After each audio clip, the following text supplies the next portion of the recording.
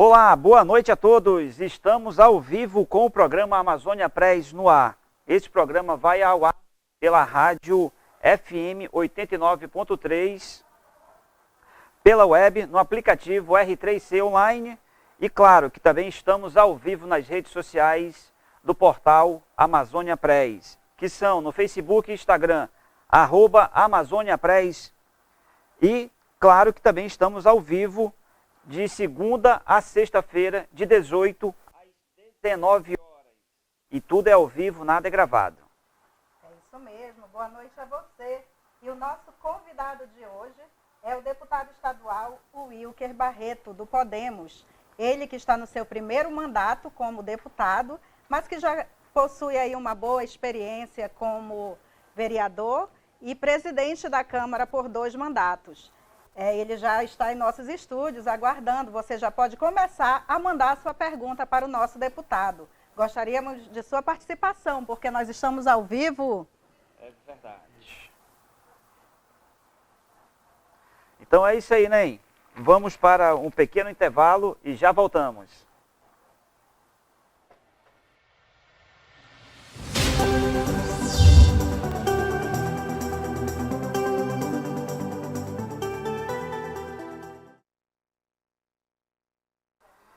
Este é o programa Amazônia Press no ar. Não fiquem acanhados e mandem suas mensagens, reclamações e sugestões de pautas. Queremos ouvir você.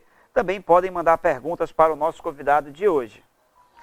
E nesse segundo bloco do programa, vamos fazer o que sabemos fazer de melhor, que é comunicar, entreter, sem fake news. E agora nós vamos aos principais destaques com o Cássio Moraes. É com você, Cássio. Boa noite, Conceição. Boa noite, Francisco. Boa noite a todos. E vamos agora às principais notícias do dia.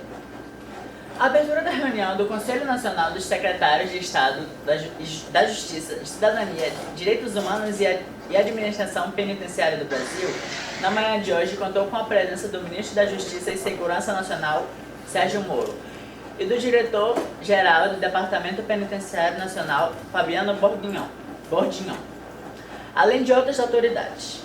Esta é a primeira vez que o Amazonas participa desse tipo de evento e se deu após ao massacre de 55 detentos ocorridos nos sistemas prisionais da capital em maio deste ano. Durante a abertura, Wilson Lima explicou as dificuldades e peculiaridades do Estado e agradeceu o empenho do governo federal. Não temos portos adequados e nossas principais estradas são os rios, destacou Wilson Lima na tentativa de justificar as deficiências do Estado pelo isolamento em relação aos demais estados brasileiros. O ministro Sérgio Moro disse que o problema carcerário ocorre em todo o país, mas que as providências serão tomadas de forma para superar o problema. Moro não quis comentar sobre as conversas vazadas pelo The Intercept na tarde de ontem, disse apenas que não havia nada demais nas conversas.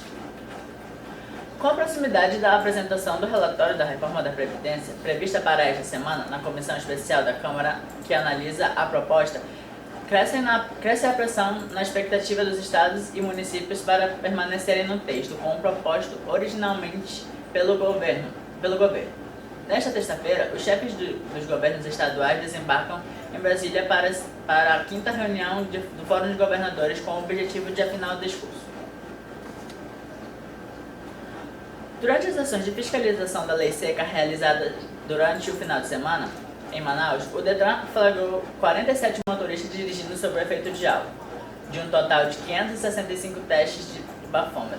Durante a blitz foram abordados aproximadamente 800 veículos, resultando na apreensão de 22 motos e 10 carros. Segundo o boletim Focus, realizado da pesquisa do Banco Central de Instituições Financeiras, o crescimento da economia neste ano chegou a 1%. É o primeiro aumento após 15 reduções consecutivas. A Receita Federal abriu hoje a consulta ao primeiro lote de restituição de imposto de renda física de pessoa física 2019.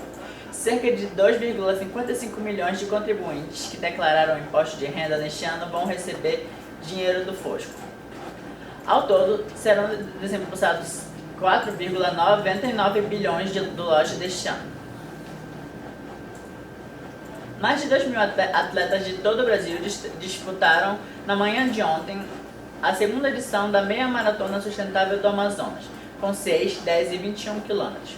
A prova terá largada às 5h30 em ponto na Ponte Jornalista Felipe Dalo, zona oeste de Manaus. A cantora Paula Fernandes lamentou nas redes sociais o cancelamento de Luan Santana em seu novo DVD, que será gravado nesta quarta-feira. Paula disse que está de coração partido e pediu para que seus fãs cantassem a parte de Luan na gravação. Essas foram as principais notícias do dia. Meu nome é Cássio Moraes e para mais notícias acesse o portal amazoniapress.com.br. Até a próxima!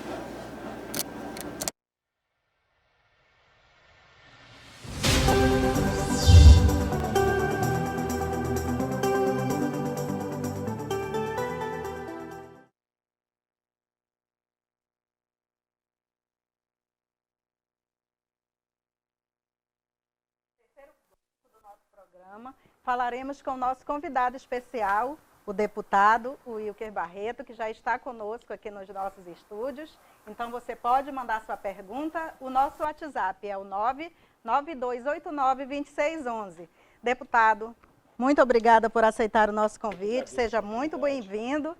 E estamos aqui para um bate-papo. Então, se você tem uma pergunta, pode mandar aqui para o deputado, que ele está aguardando, ele está esperando por você, não é isso, Francisco? É verdade.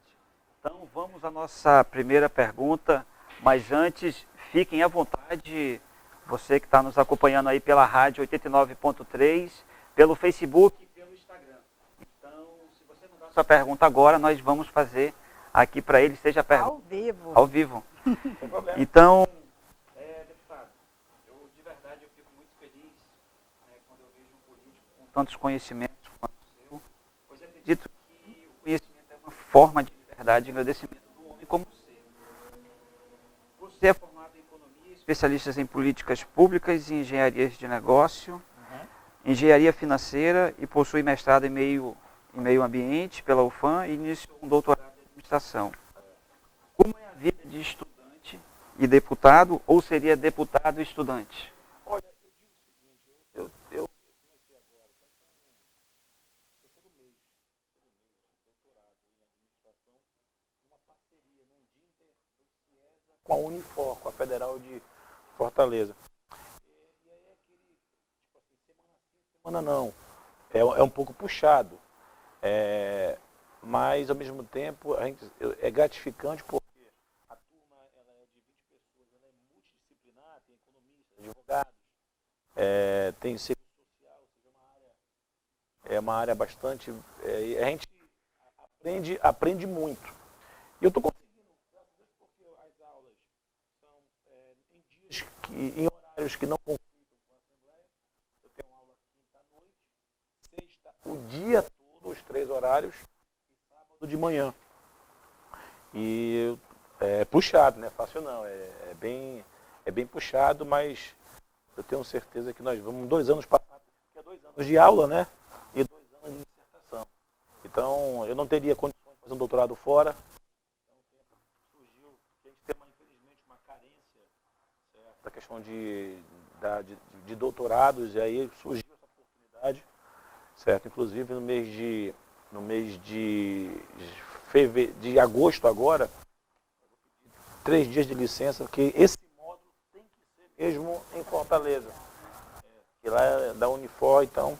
Mas olha, para mim está sendo uma grande experiência, porque aquilo que você falou, eu sou numa linha seguinte, que está aí agora na prática, não adianta apenas ser jovem, ser novo, tem que ter conhecimento. Tem que ter conhecimento, concordo. Certo, então hoje a falta de conhecimento não é a falta de experiência, porque a experiência ninguém nasce com ela, mas a falta do conhecimento, ela faz diferença na hora que você precisa lidar com o cotidiano de uma máquina pública, da tomada de decisões, certo? Do remanejamento de recursos. Então, isso nós estamos sentindo na pele.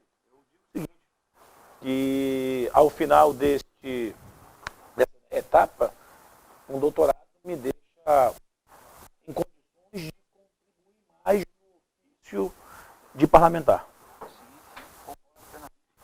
É o conhecimento, né? Então, quanto mais conhecimento nós temos, quanto mais conhecimento adquirimos, mais conhecimento a gente consegue também Devolver, transmitir. com certeza. Então, na verdade, troca, né?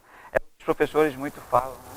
Então, eles transmitem o que ele conhece e os alunos transmitem o que na verdade. Quero realizar pós-doutorado, mesmo na política. Acho que você consegue conciliar uma coisa que é a docência, né?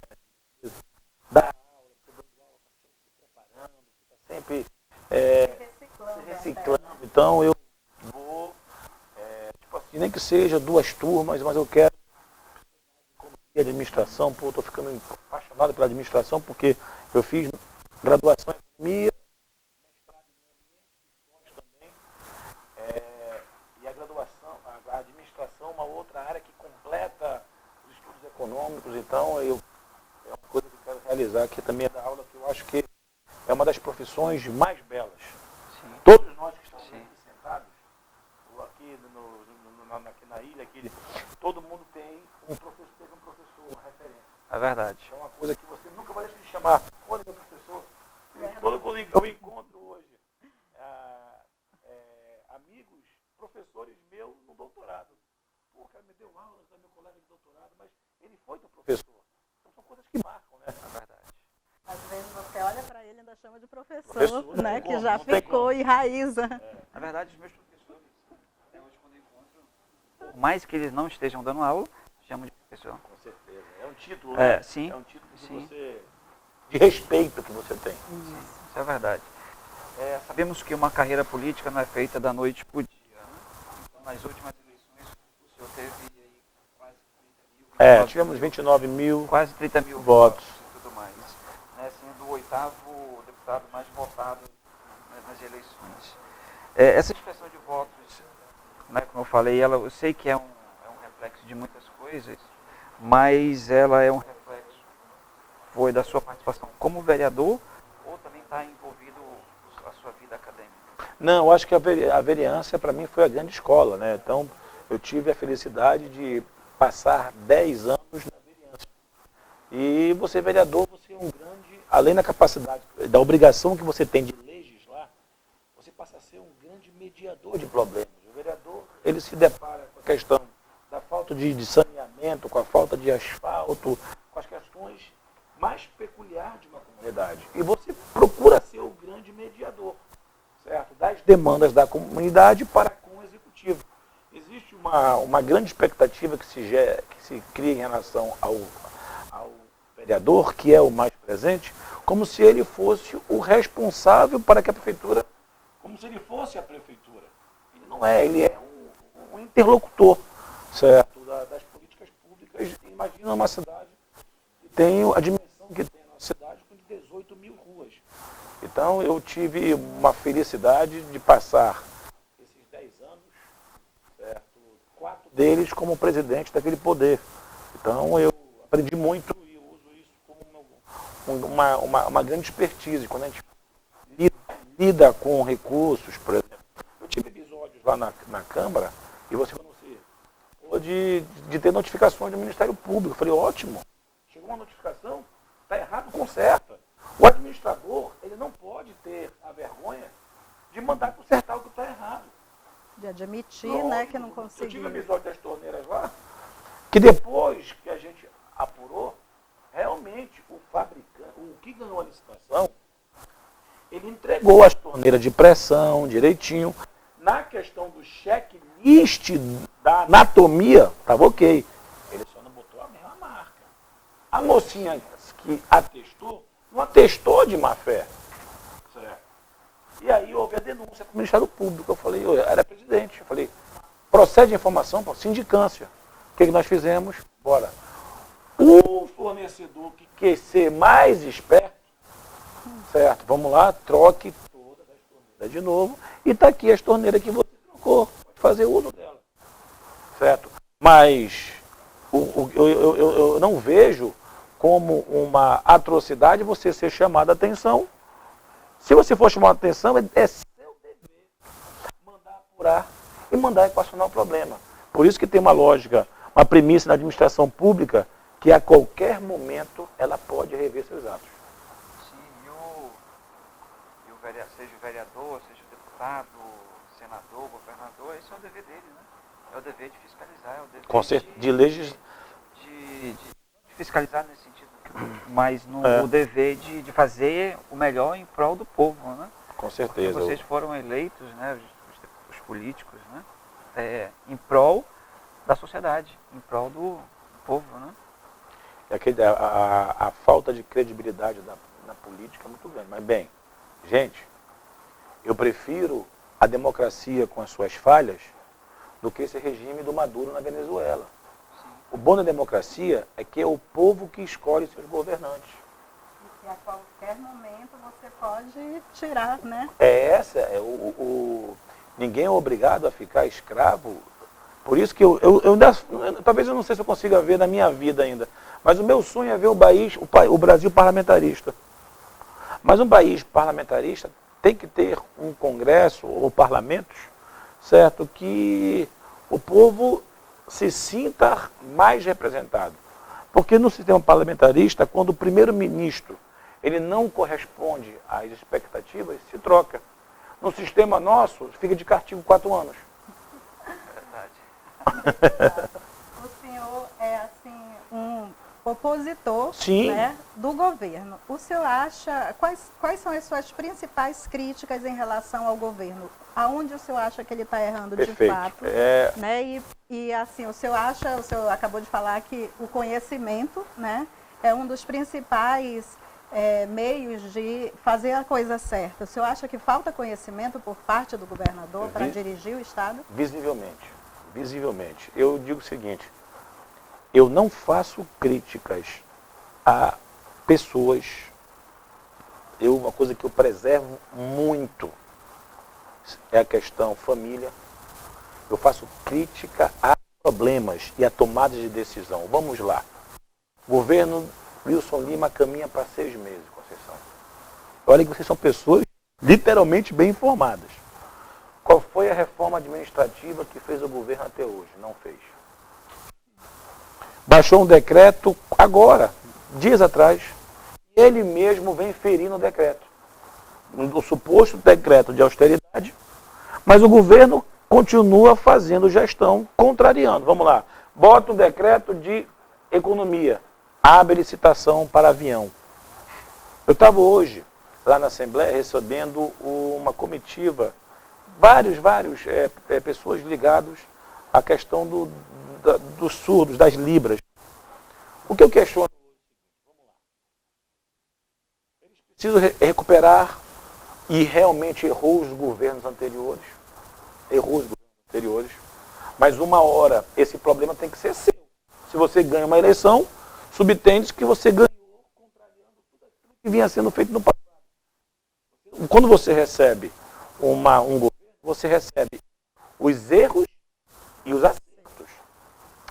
Vou dar um exemplo hoje do Colégio Augusto Carneiro. O que eles querem? Eles tinham uma sede própria em 2016, tiraram eles, colocaram numa sede improvisada, passou 3 anos, certo? E a questão hoje da política dos surdos está ignorada. Eu falei, caramba, mas eu vejo um governo gastando 3 milhões de reais com buffet de caranguejo e camarão. O que eu questiono hoje é a tomada de decisão. Eu não gosto de ser sensacionalista, mas eu tenho agora aí um WhatsApp que a gente vai recebendo. Esse meu número é o meu número há 10 anos de vida pública. No meu cartão, que eu vou deixar ao sair, ele consta lá no telefone direto, é o único WhatsApp que eu tenho. Eu estou batendo na tecla o seguinte, o governador, eu fiz uma denúncia no Ministério Público, dizendo, anexei, 3 milhões já tinham 3 milhões de carro blindado, mas está suspenso o pregão. Verdade, está suspenso o pregão. Mas vocês empenharam. Se empenhou porque tem dinheiro. Eu juntei 1.300.000 de buffet que estão utilizando na Casa Civil de refeição. Um pregão eletrônico que está em andamento de 1.700.000 de caranguejo e bacalhau. Eu denunciei há 90 a 100 dias. Ainda está vigente o contrato de limpeza de piscina a R$6.000 a limpeza. Certo? Eu denunciei semana passada. Levei a informação da Secretaria da Superintendência Regional do Trabalho. Um contrato de monitor de transporte escolar.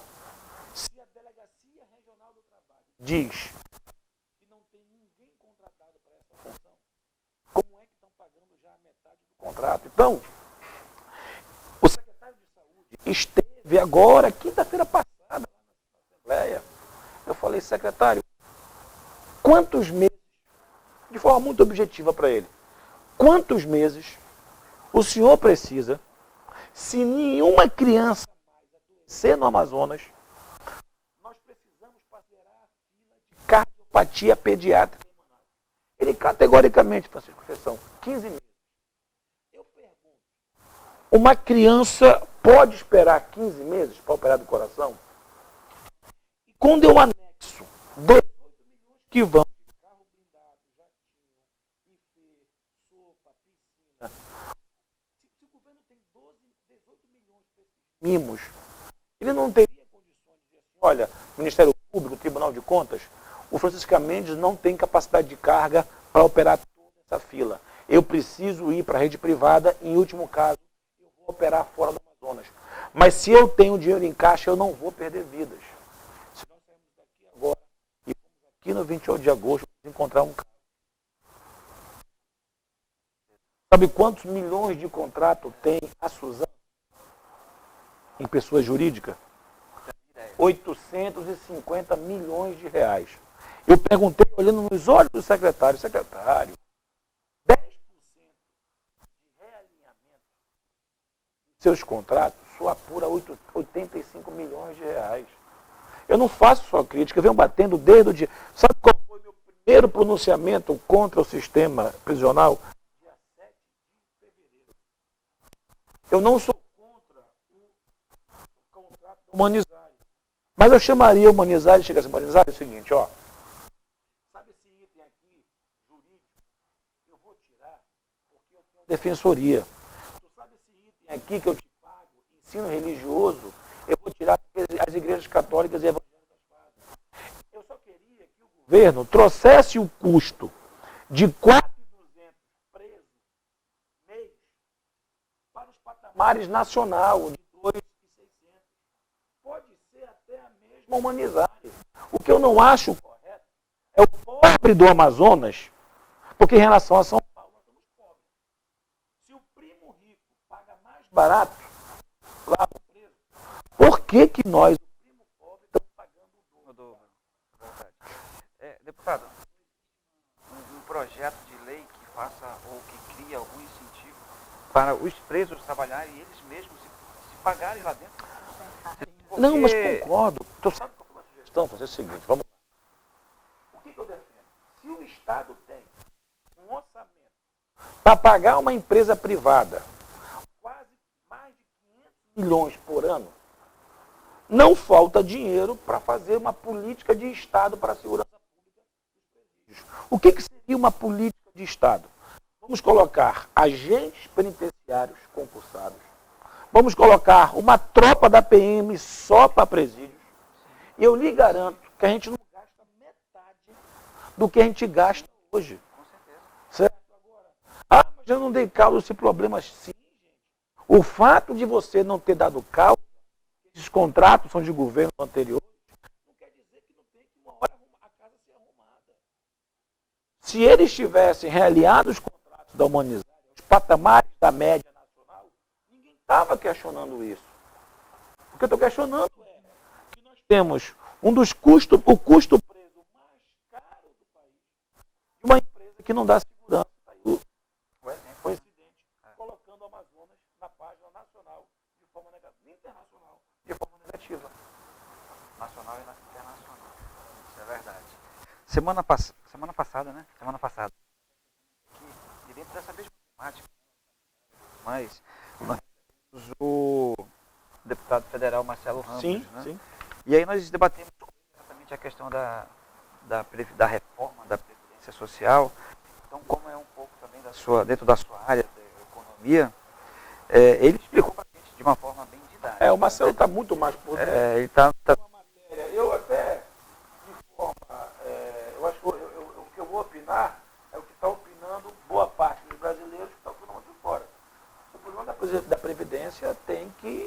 ser enfrentado. O que não pode é a conta acabar nas costas do mais pobre. Nós temos, obviamente, grandes rendimentos para dentro da discussão.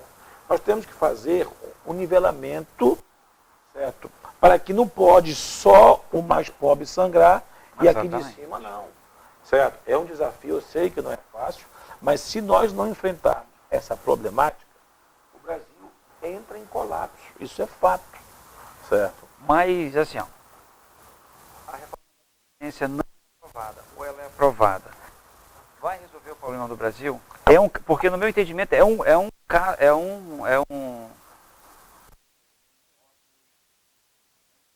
porque são várias coisas, né? Não é um só. Resolve um problema da Previdência. Eu concordo contigo. Eu acho que a questão da Previdência é um dos problemas. Vamos lá ser prático. Todo mundo ataca, eu vejo aí o Paulo Guedes, o ministro, atacando o modelo Zona Franca de Manaus. O Brasil renuncia mais de 300 bilhões por ano de impostos. O Amazonas corresponde aí 7.000%. 7.000% desse total. E colocam a culpa como se fosse uma culpa somente nossa. A grande questão é, ou a máquina pública se reinventa e faz gestão, ou já se provou que a viúva quebrou.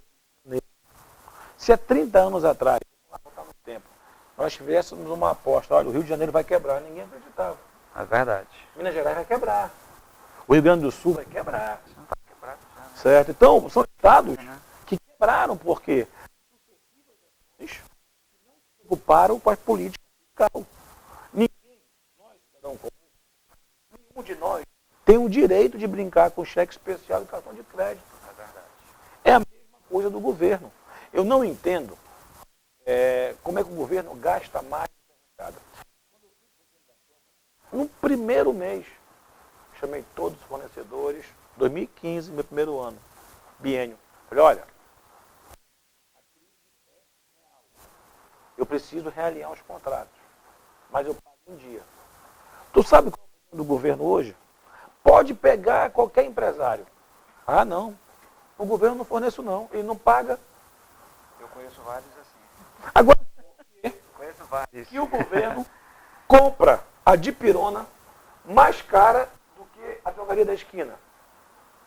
Eu não entendo o porquê que o governo, que é o maior comprador, é visto na praça como o maior caloteiro e quando paga, paga mais caro. É verdade. Eu conheço, por exemplo, tem uma cliente nossa aqui, ela disse que não trabalha para o governo porque geralmente demora de 4 a 6 meses e quando vai receber tem que descontar não sei quanto de imposto. Então, o lucro dela, o que era lucro, já não é mais lucro. Aí eu pergunto, e por que o cidadão de bem e o empresário, você tem uma empresa, por que quando tu assume uma dívida, tu tem que pagar, e o governo, que ele não gera uma riqueza, porque ele só tributa, quem gera riqueza que são vocês. Quem gera riqueza é o serviço, é o comércio. Mas toda vez que se bater um fiscal da prefeitura e do governo aqui, só bate para machucar, tá? É verdade. Interessante. O governo é o único ente verdade. que olha a sua galinha do ovo de ouro, que é a sociedade, de forma maldosa. O governo não tem direito de ser negligente com a coisa pública. Porque se ele chama a senhora, minha amiga, baixa a tua margem de lucro, mas eu prometo que eu te pago em dia. Eu lhe garanto que nós iríamos diminuir o custo da máquina estatal em torno de 20%, 25%. Porque o resto o cara já fornece dizendo, caramba, vou passar 6 meses para receber. Quem é que aguenta ficar com seu capital de giro 6 meses sem receber?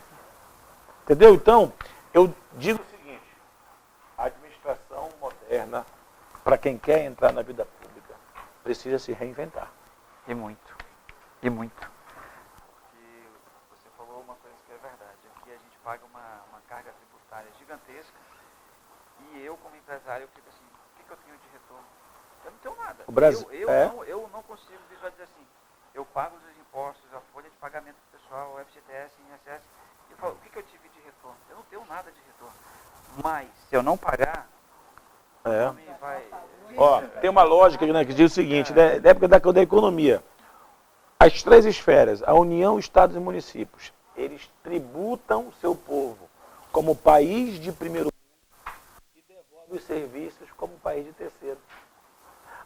O nosso custo de vida, certo? Nós viveríamos em qualquer país, na sua grande maioria. E eu concordo plenamente. Só que, vamos lá, ainda mais nós que somos do norte, certo? Que inclusive me permita aqui essa oportunidade de estar com muita gente. Uma das bandeiras que eu quero trazer para a Assembleia, e aí te confesso que eu não consegui ainda trazer, porque é tanta que eu preciso trazer, mas, por exemplo, o que me entristece hoje, por que o Amazonas importa seus alimentos? Por que o nosso Amazonas importa farinha, se nós temos a cidade de Juarini? Por que o Amazonas importa peixe? Se nós pegarmos a geografia do corredor agrícola do norte, está todo mundo fornecendo alimentos para Manaus. Mas por que isso? Quem é o maior mercado consumidor de alimentos do norte? Nós temos mais gente em Manaus do que em Belém.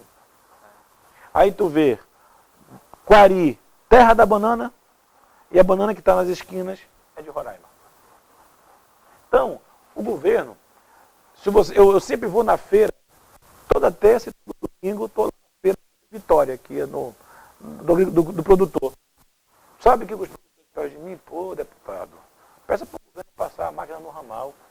O governo, além de não dar um centavo para eles, tira deles o direito de ir e vir. Isso é constitucional. O governo não dá uma cibalena para os nossos agricultores. E não é capaz de passar o ramal, a máquina no ramal. Certo? Isso encarece o nosso custo de produção, isso dificulta a sobrevivência do povo da agricultura, ou seja, eu vou chamar, breve, em audiência, chamar lá a CEPRO, chamar lá o IDAM, chamar a FEAM, porque acredite, um não conversa com o outro. É verdade, isso é um absurdo. Eu já tive um terreno lá para o Altazes, as pessoas vão no 135, que também a produção é quase nula. Falta incentivo, porque o povo do interior é um povo sofrido demais. Né? Mal tem dinheiro para sobreviver. Pô. Então, como que eles irão produzir em grande escala se eles não têm recursos para isso? E os três, né, o IDAM, CEPRO e a FEAM, é fundamental para o desenvolvimento do setor Precisam primário. ser mais atuantes. Vou dar um exemplo seguinte. Na crise que nós pegamos, essa crise muito severa, tu sabe qual foi o único setor que não sentiu a crise? O agronegócio. Porque, meus amigos, na crise, a gente tem que comprar o supérfluo. Mas quem é que deixa de comer? Quem é que deixa de comer? Então, uma forma de nós diminuirmos a injustiça com o interior, mas quando eu falo com o interior, principalmente os municípios do grande cinturão metropolitano, eram para estar todos voltando a sua cadeia econômica para o mercado consumidor de Manaus. Porque tem uma lógica na economia que é muito simples. Tudo gira em torno do consumo. Se tem consumo, pode produzir. Certo? O problema é que nós temos que acabar com a figura do atravessador. O atravessador mata o agricultor da fome e vende caro para o consumidor. Temos o sistema de cooperativa para isso. A FEAM precisa, olha, vou financiar, mas vocês precisam ter o aval aqui da CEPRO e do IDAM. O problema é que quando a FEAM libera o recurso, ela libera, eu vi isso no ramal 43. Uma senhora falou assim, ela recebeu R$9.000 para investir em limão. Ela pegou o dinheiro, mas não tinha acompanhamento correto. Moral da história, nem o limão e nem o dinheiro. E ainda ficou devendo. Porque esse é o grande problema. O meu tio,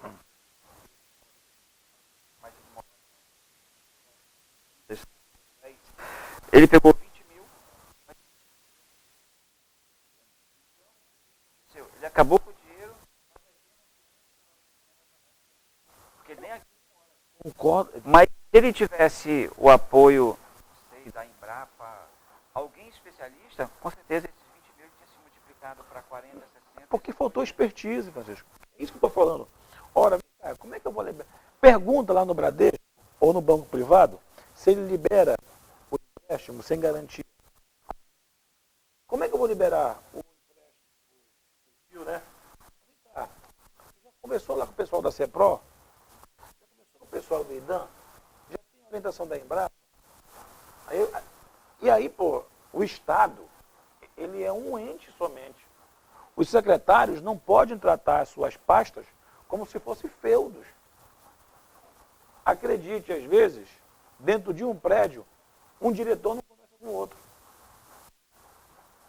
Então, é isso que é o problema das políticas públicas. Eu sei que não é fácil. Eu tive uma experiência muito boa. Quando eu fui presidente da Câmara, eu consegui a Câmara ISO 9001 e ISO 14001. Quando eu assumi a Câmara não tinha BITS. Pela lei, não estava nem podendo funcionar. Então, a gente vai enfrentando esses problemas de forma técnica, com a ajuda dos servidores, envolvendo eles. Eu acredito o seguinte, o Amazonas perde para ele mesmo. Concordo. Então nós vamos agora para um pequeno intervalo. Vamos tomar uma água. Perfeito. Deputada falou muito. E já voltamos.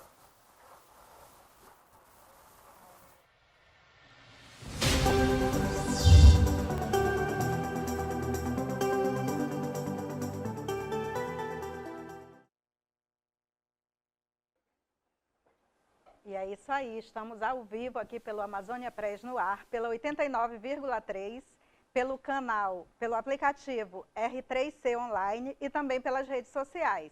Eu espero que você esteja gostando do nosso programa hoje, aqui com o deputado Wilker Barreto. E, deputado, teve uma pergunta aí de um dos nossos internautas a respeito do EMOAN. Eu quero juntar essa sua pergunta sobre a sua opinião sobre a nova, esse novo cenário aí do estoque pela SEMA, que tem toda uma configuração lá que o senhor esteve lá fiscalizando. E em que pé anda? Como que está isso? Olha,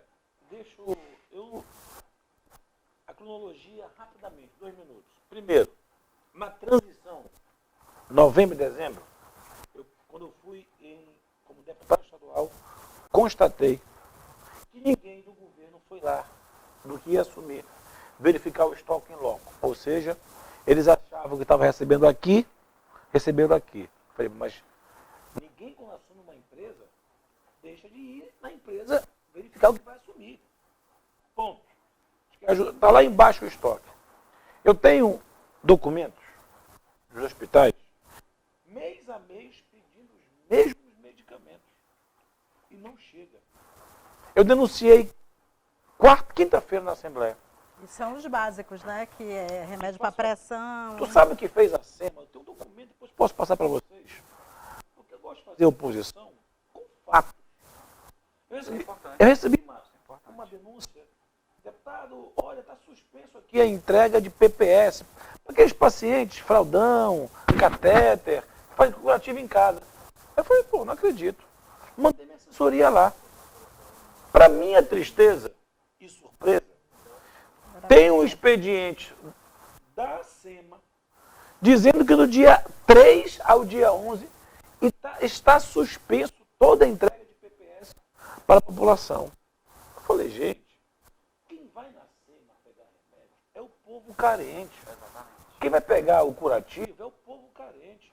Aí eu peguei o telefone, liguei lá, mandei perguntar da minha equipe, gente, eu falei da tribuna da Assembleia, vou pedir para a equipe da SEMA passar 3 dias aqui no Carrefour, porque eu nunca vi o Carrefour fechar para conferir estoque. Nenhuma empresa fecha, olha, vou passar uma semana fechado, porque eu preciso conferir meu estoque. Só quem faz isso é a SEMA. Eu dei uma sugestão, aí eles passaram agora a data para o dia 24. Eu vou dar uma sugestão para ele. Meus amigos da SEMA, que estão me escutando com certeza, use os finais de semana. Faz um sacrifício pelo povo. Confere o estoque lá. Eu não estou dizendo que não tem que conferir, não. Mas hoje, na modernidade que tem hoje, você não fecha a sua empresa para conferir estoque. Agora a SEMA deixa o povo desassistido e só voltou a fornecer porque, nós falamos pela comunidade, pelo povo. Então, se você me perguntar o porquê que a SEMA hoje não tem os medicamentos, eu digo o seguinte, olha, para mim é gestão. Na audiência, lá do secretário, eles estão, não, mas nós desmembramos, estamos passando para autonomia para os hospitais. Eu falei, não faça isso, pô. Você perde o controle. Eu nunca vi dizer que você, quando compra muito, não compra mais barato. Se a SEMA não tem capacidade de comprar para repor os estoques, comprando muito, como é que um hospital pode ter mais poder de fogo do que a SEMA? Então hoje, só que nessa brincadeira, está a população desguarnecida, gente. E continua, tá, Conceição? Continua. Deputado, na quinta-feira o senhor disse lá na tribuna que o senhor estava sendo grampeado junto com o seu colega Dermilson Chagas, que é junto com o senhor opositor. De indícios. O senhor acredita realmente que isso está acontecendo? Olha, vamos lá o seguinte. Convenhamos, a segurança pública hoje não está em xeque. Tanto é que eu, o deputado Dermilson, certo, recebemos indícios.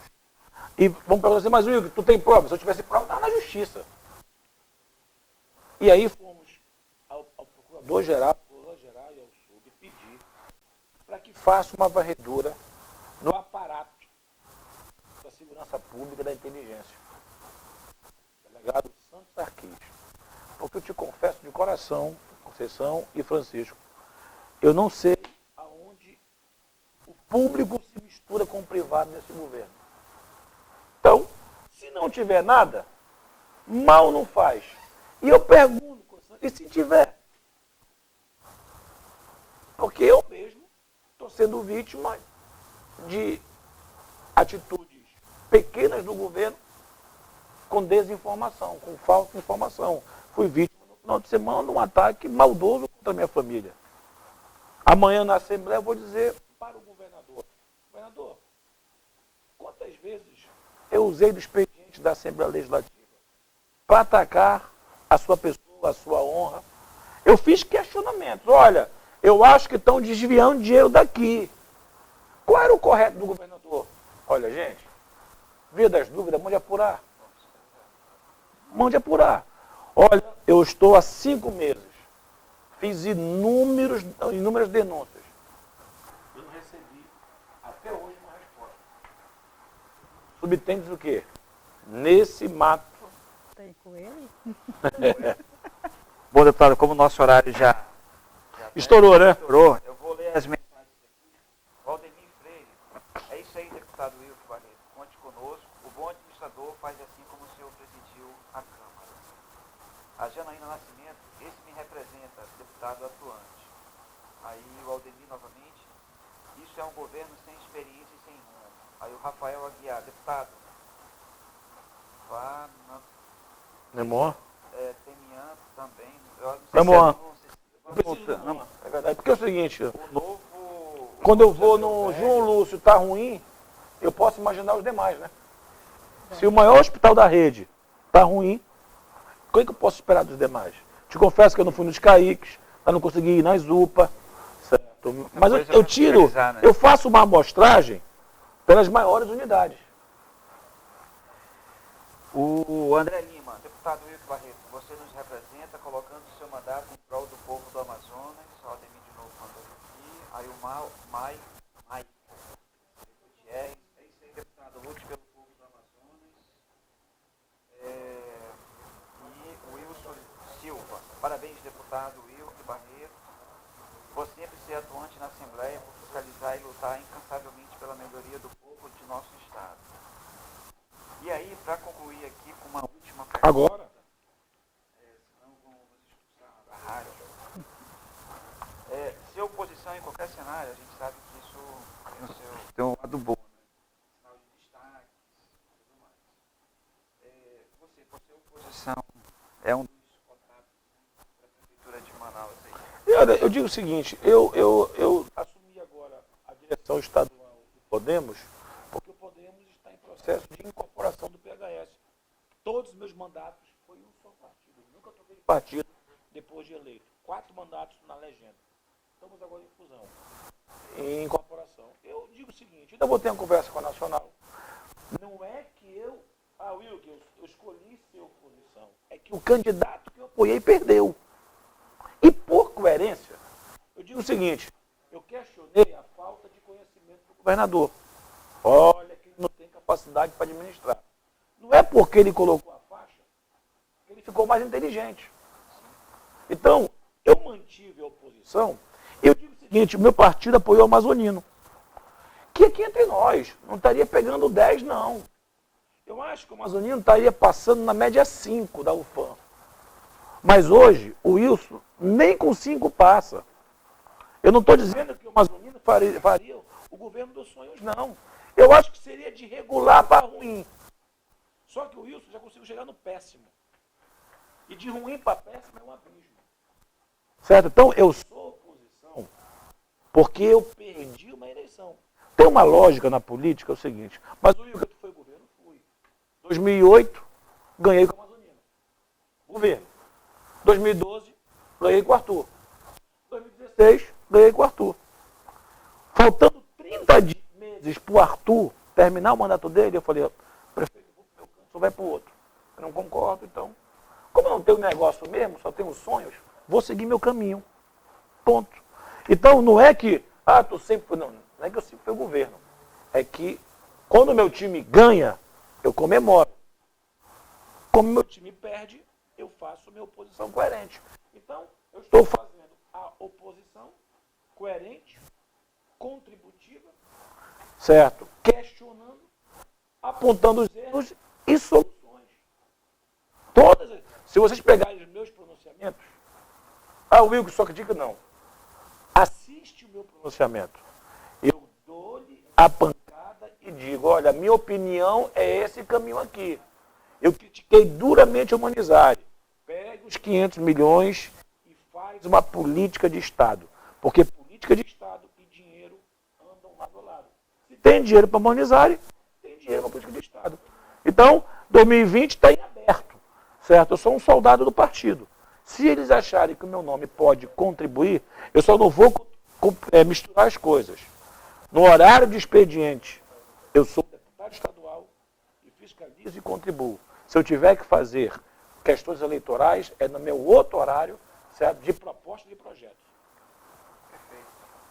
Então, na verdade, já estouramos aqui. Eu peço até desculpa. Não, na verdade é porque...